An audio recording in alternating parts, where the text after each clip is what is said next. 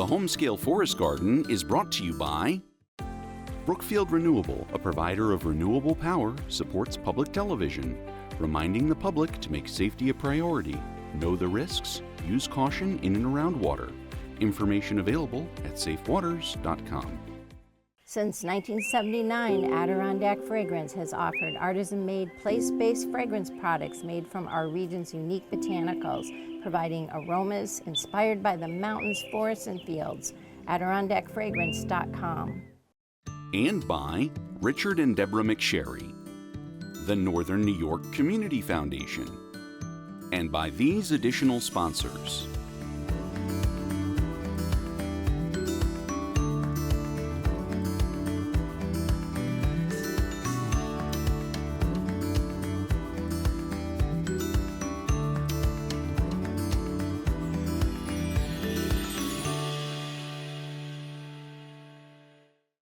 Closed captioning sponsored by Reeds Incorporated. Welcome to the Home Scale Forest Garden. I'm Lorraine O'Donnell with Danny Baker, creator of the Enchanted Edible Forest Garden and author of the book, The Home Scale Forest Garden, on which this series is based. In these 8 episodes, we are visiting Danny's garden in northern New York at different times of the year. We're also taking a peek at a subtropical garden in Florida. Well, it's the beginning of fall, and there's a lot to harvest this time of year. Well, actually, there's a lot to harvest in this kind of garden from April to November. But yes, fall is a very abundant time in the garden. So much is ready to be picked, it's hard to decide where to begin. Our special correspondent, Yatil Patterson, had an opportunity to visit Danny and to assist with the harvest. So this is a hops vine. It's a herbaceous perennial, which means that it grows 20 feet tall in one season and then it dies back to the ground. So hops have many virtues. Of course, you can use them to make beer, but they're also a lovely sedative. You can make a great tea that puts you right to sleep. The active ingredient is this little yellow pollen that's inside the flowers. Can you see it? Yeah. Do you want to sniff it? It's a powerful odor, isn't it? It is. So back in the day, when they used to run, now they run hops on strings and they lower them to harvest. But back in the day, people would have to climb up on ladders to harvest. And imagine a big field of hops and people on ladders. What would happen is they would get overcome by the odor and they'd fall off the ladders. So they had to rope them to the ladders so they wouldn't fall off. But it's pretty powerful. Okay, we're gonna harvest a few. Okay. Do you want to help me? Yeah. Okay, we can use that one. So you take that one, I'll take this. They're very easy to harvest, but they're very light in weight. So it's not a very profitable kind of venture because it's very time consuming to harvest them and then they weigh nothing. So to get a pound of hops, you'd have to harvest quite a quantity. So will I or will I not get drunk harvesting No, you these? won't. Okay. This is not enough. Think about people who are spending hours doing it, you know, and with a whole, you know, like a row of, rows and rows of these in a field. So the air would be completely saturated with the odor. I'm sure they had a great time. No, you don't have to worry. And you can pull a bunch off at a time. You don't have to just take one at a time. You can get a handful. So like I could grab this here and just pull them up. I just got a whole branch. Look at that. Doesn't matter, it'll grow back next year. And we're just gonna fill this and then we can make a nice tea. There are also culinary applications. People can flavor various dishes with them. Okay, we're good. This is a good time to harvest some herbs and dry them for future use. So this is oregano, and I'm gonna cut a few of these stalks. I'm gonna cut the flower off. And if you want to use it fresh, it's very easy. You just do this and you have fresh leaves taken off the stem. But for drying, we want to use the stem intact. So I'm going to just pick a few, cut the flowers off. Here's some nice ones here. Okay, and when we get to the house, we're going to tie these up with a rubber band and hang them upside down inside a paper bag. That way, if some of the leaves fall as they dry, they'll be captured by the paper bag and no dust or anything else is going to get in there. And then when they're good and dry, we can strip them off of the stems and put them in a plastic bag and just store them in the cupboard till we're ready to use them. So this is a beach plum bush. They're native to the northeast coast, and surprisingly, they're growing in my heavy clay. I have several bushes here and they were all loaded with fruit. This is the last one to ripen. So we're gonna harvest a few. Now they're little baby plums and they have a pit inside, just like a plum. So do you wanna taste one? Yeah, I'm gonna try this one right here. Okay. I'm gonna and have see one how too. So these aren't quite as ripe as some of the others that we've picked already, but let's pick some anyway because they'll ripen a little bit in the house. So let's pick some. They're easy, you can just pull off a bunch with your hand.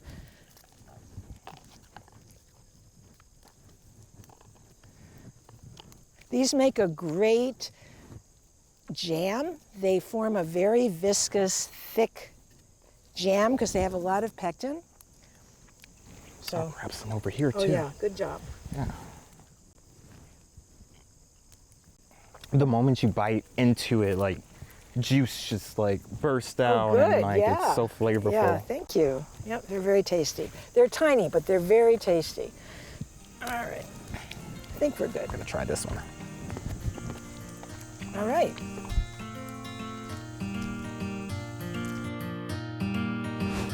So Teal, now we're gonna harvest some pears.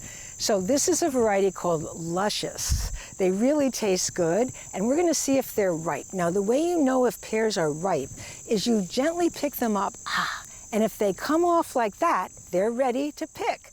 So let's pick a bunch. The other thing I wanna say about pears is you wanna pick them when they're not yellow on the outside, because they ripen from the inside out, and if they're yellow and soft on the outside, they may well be rotten on the inside. So you want to get them sort of a little greenish. So you want to help me? Let's see. Just lift them up, and if they come off, and even if they're perfect. All right. So can you grab another one? Oh yeah, let's try this up top. All right. And then if they're not quite probably ready, not. here, try one of these. If they're not quite ready to eat, perfect. Just leave them out on the counter for a couple of days and they'll soften up. Or if you want to keep them for another time, put them in the fridge. And when you're ready to eat them, take them out for a couple of days. So this is an Asian pear tree. It's not the easiest thing to grow in our region. It's been winter killed more than once by a really cold winter. But the beauty of it is it has fruit on the second year growth. So if we have 2 mild winters, I get fruit. And look at these gorgeous Asian pears. Aren't they beautiful? They really are. Asian pears are a little different from the other kinds of pears. You have to let them ripen completely on the tree. If you pick them when they're not quite ripe, they'll never ripen on the shelf like the others. So but you can tell if they're ripe the same way as the others. So we're gonna tip them and see if they come off. Yes. Okay, it's a ripe one. All right, do you want to try one? Yeah, let's try this up here. There, that sounds like it's going to be ready. Good, all right. By the way, have you ever tasted an Asian pear? No. Would you like to? Oh, let's try this. Okay.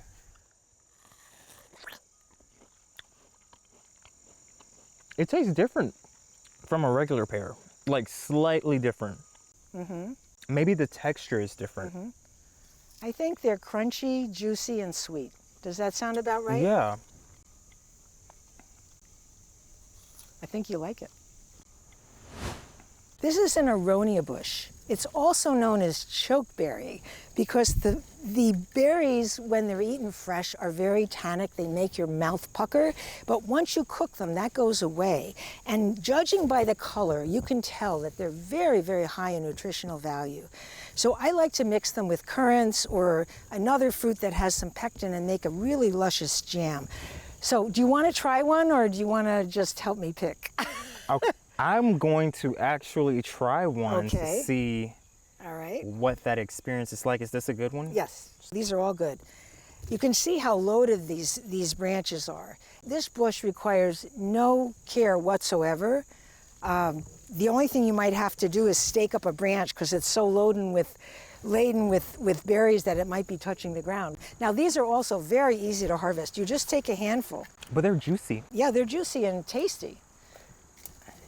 So there we go. Now, what are some of the things you say you can make with these? I like to make jams by mixing them with a fruit that has a lot of pectin, like red currants, but you can make a juice. Actually, commercially, they use this as a coloring agent for juices and also for yogurts. This is sage, and again, this is a good time of year to harvest it to dry. So I'm going to take a couple of the stems. I don't want to take all the stems because you have to leave some of the green leaves to go back into the roots so the plant will survive the winter and be ready to grow again next year. I'm just going to take a couple like that, and then just like the oregano, we're going to hang them upside down inside a paper bag until they dry, and then we'll take them off the stems and put them in a plastic bag to store. In early autumn, there were many more crops to gather than we had time to show, including grapes, crab apples, and even cornelian cherries. Cornelian cherries, what are those? That's a great question. A cornelian cherry is a small tree or a large bush related to dogwood, but it has edible cherries which ripen in fall rather than summer. And they're tart like pie cherries. They make a great jam. Well, this explains why I'm always hungry when I see you, Danny, talking about all this fresh, delicious food. I wonder if harvests are as plentiful during this season in other climates. We visited Florida at the same time. Let's see what Pike Food Forest harvests in early fall. I'm here in Jupiter, Florida with Amanda Pike in her patio surrounded by her magnificent forest garden. And this is September, and it looks like it's an abundant time of year. What have you harvested? In South Florida, we do have abundance year-round, but it does peak around now.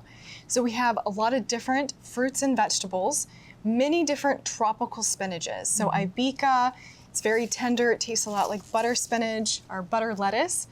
We have longevity spinach. It has a nice crunch to it. Suriname spinach, which I think tastes a lot more similar to commercial spinach.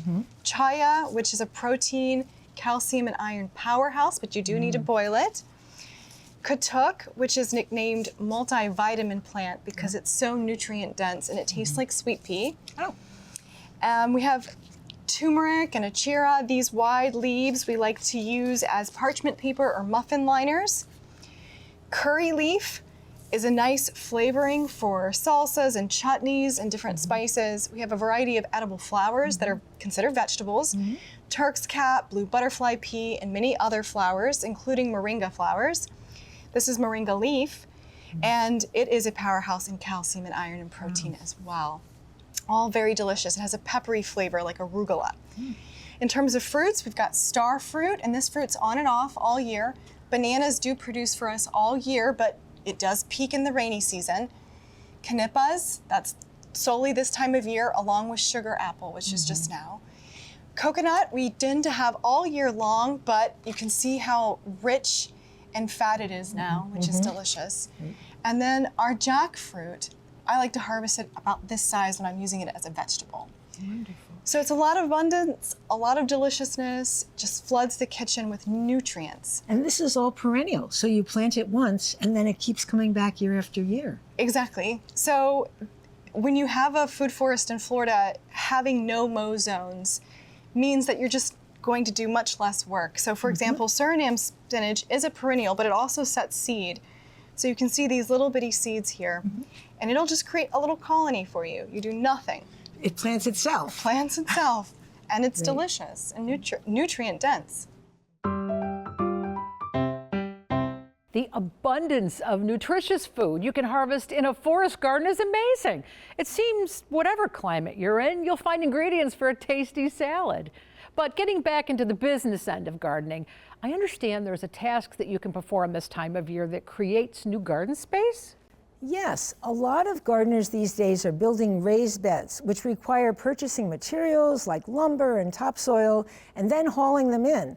But another way to create a raised growing space is using materials at hand. It's called a hugelkultur mound. Let's see how it's done. Fall or close to fall is also a good time of year to build a hugelkultur mound. So a hugelkultur mound is a way to create more growing space, to get above poor soil, to get above a high water table.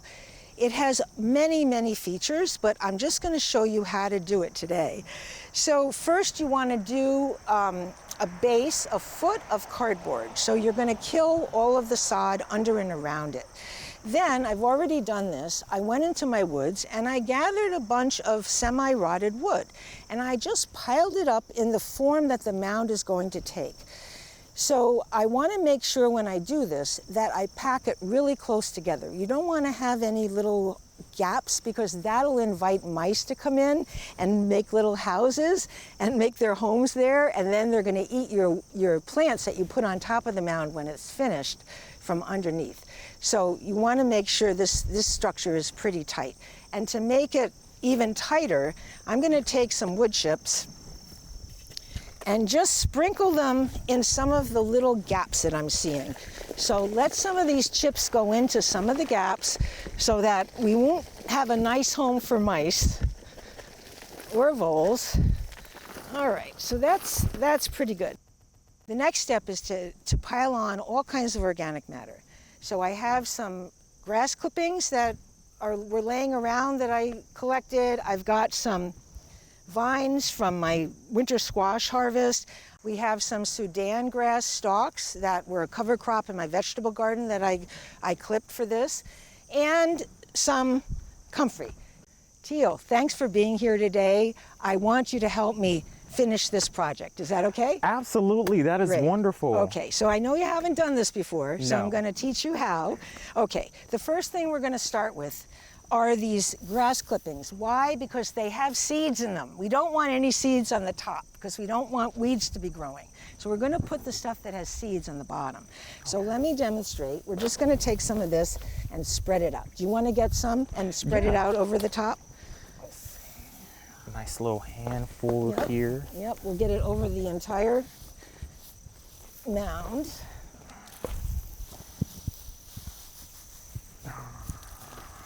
Now we made these, I gotta fix that, we made these cardboard footings wide enough so that they'll extend beyond the finished mound. So we're gonna put that there, good, very nice. All right, and a little more, and then we're gonna put a layer of something else on top. So let's see what's next. Let's try some of these. So these are the stalks I mentioned. And I haven't used these before, so it's going to be interesting to see how they work. You can help me with these as well. Yeah.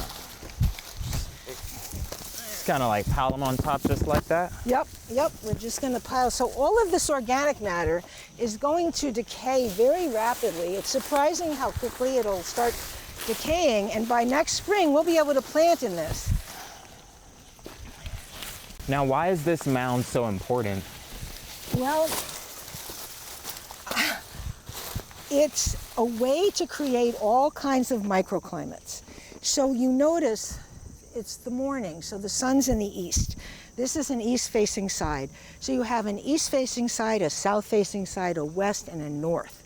You also have height, which will be really well drained, and also low down, like take the north side down low. That's going to be quite moist because it's going to be shaded a good part of the day.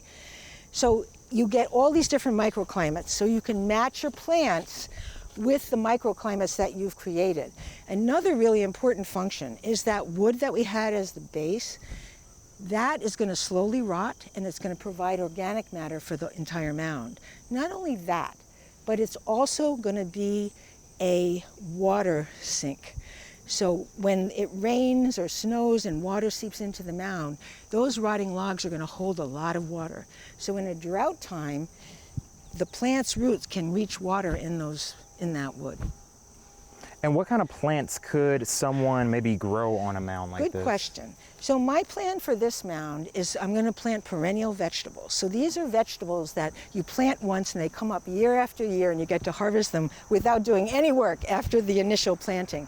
You can also, I've made mounds where I have bushes and even trees. So any kind, if you can, by the way, you can make them any size you want. You can make them this size or much larger. I have two 50-foot long mounds in this garden, and I have trees growing on them, and bushes, and ground covers, and even vines. Okay, now let's try some of these vines. Ooh. Oh, these are hefty. Yep, so if you see a squash, take it out, because I don't want squash seeds. I don't want squash growing from the mound, but yeah. So these are just taken, you know, anything you have at hand. You can use any organic matter you have. If you have grass clippings, if you have compost, I've cut weeds and other things that are growing wild and use them. Now you can see, We have two baby squashes. Okay. You can see that we need to put a lot of organic matter on, because this is going to, as this decays, it's going to sink down. So you want to make sure you have at least 6 inches of soil that's going to be forming between the wood and the surface. Okay, that looks pretty good. It's coming along. Now, one thing that's important, and the stalks had some green matter, but it's important to include some green matter, because the green matter helps the brown matter decay faster. So we're going to throw, these are some comfrey that I cut yesterday. Now this is going to sink down quite a bit as it decays, and we may well need to add some material before we plant, just to bring it up to speed. But this looks pretty good so far. All right, we're not going to use any more of this because we're getting close to the top, but let's put some more of these on. Okay. Teamwork makes the dream work. All right, let's... Or makes the mound work. Okay, I'm sorry. Now it's important too to make your mound convex, not concave. Because if you, so it's rounded like this. If you make a concave edge like this, it's going to erode and it's not going to work for you. So you want to make it like this. All right, we're going to use the rest of these, and let's put them vertically so they kind of stand on the sides. Right. The final step after you put all this organic matter on, including green stuff, is wood chips. So wood chips, not only do they hold down the organic matter, but it's a weed-free topping. So let's see if we can do this. All right, that's one. I've never used this, these stalks before, so I'm not sure how they're going to work out. Well, we're finding out. Yeah. All right. Do you need me to grab a bucket? Sure, that'd be great. And try to throw it on the side.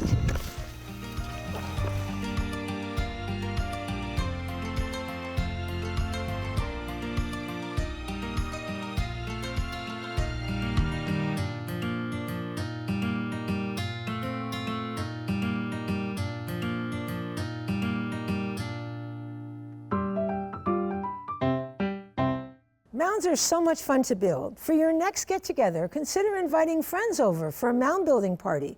It's a good way to get outside, get fresh air, stay active, and accomplish a useful task. That's a great idea, and I'm looking forward to getting my invitation. In the next episode, we'll discover what there is to harvest and what chores need to be done in late fall to prepare the garden for a cold, snowy winter. I'm Lorraine O'Donnell with Danny Baker. Join us next time on the Home Scale Forest Garden. Thanks for watching. The Home Scale Forest Garden is brought to you by Brookfield Renewable, a provider of renewable power, supports public television, reminding the public to make safety a priority. Know the risks, use caution in and around water. Information available at safewaters.com. Since 1979, Adirondack Fragrance has offered artisan-made, place-based fragrance products made from our region's unique botanicals, providing aromas inspired by the mountains, forests, and fields. AdirondackFragrance.com. And by Richard and Deborah McSherry, the Northern New York Community Foundation, and by these additional sponsors.